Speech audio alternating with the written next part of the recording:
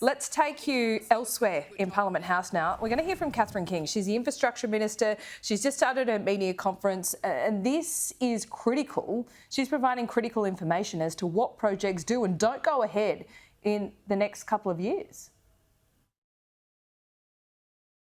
Parliament today. You are and right. I need the opposition. On average, if you look across the $120 billion 10-year pipeline, the most the Commonwealth manages to get out the door in projects is between $10 to $12 billion, and that has meant significant problems when you see underspends and the way in which the pipeline currently exists.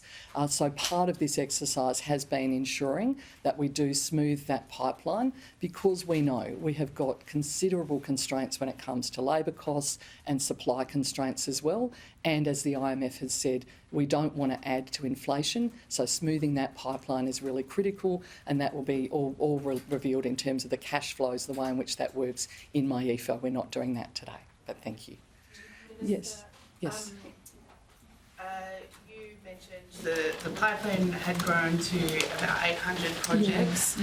50 are being cancelled. You're saying more than 400 will be built or substantially built. What's happening with the other 350? Good question. And what kind of things are they? Yeah, great question. So what the approach the review has recommended is that if you look again at the sheets we've provided, there are a multitude of single projects that actually are all along one corridor. And what the review has recommended that we do is to actually take a corridor approach, to look at and put all of those projects and all of the funding for that project, all of that funding has been retained. So, for example, there is not a single cut to the Bruce Highway at all. All of that money is retained for those projects. What it allows states to do is to basically sequence the projects within that corridor, come to us, at the moment they come to us on an ad hoc basis saying we've got a cost escalation here, we've got a delay with this project, they have to get our permission every time they want to move money around. We're saying we don't want that to happen anymore. We want states to be able to manage those projects better, streamline the administration, sequence those projects, and then see it as a rolling series, so that when that money starts to expire, the states will come to us as part of the budget process and seek further money for those corridors. They are very important arteries of our nation. They are particularly freight routes, connect our great cities and our great regions together, but that is the approach the review has recommended. So the reduction, a large part of the reduction has been rolling those into those corridors, but we've still listed all of those projects so you could see that they were still there. Yes, of course. You've accepted, or in principle, or fully accepted all the recommendations of the review. Does that mean that the 82 projects that the review recommended be either cancelled or rolled into other projects are the ones that you have cancelled or rolled to other projects?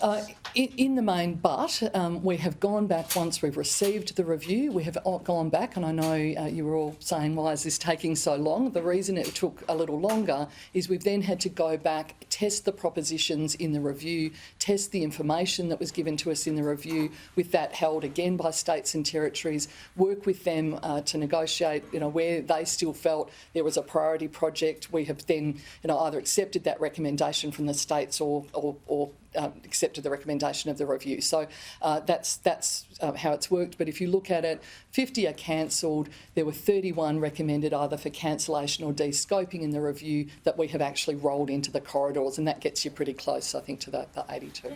Yes, of course. For the projects put into the corridors like the Bruce Highway, when states have to go to the federal government to seek further funding, whether it's for cost blowouts or other unexpected activities, will that be at the current 80-20 split, or will that further funding have to be sought at the new idea of the 50-50? Yeah, so in terms of new projects, not projects that are currently within the pipeline, so for new projects, so things that are not in the pipeline currently, we have stated very clearly in the infrastructure policy statement that our preference... Okay, that is where we leave Catherine King today. If you followed some or part of that, let me break it down for you. Essentially, the government, the minister that you see here, has commissioned a review. That review is now complete.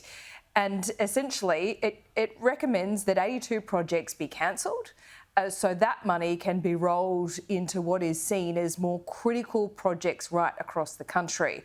This is going to set up a fight with perhaps some of Labor's own MPs and definitely the states.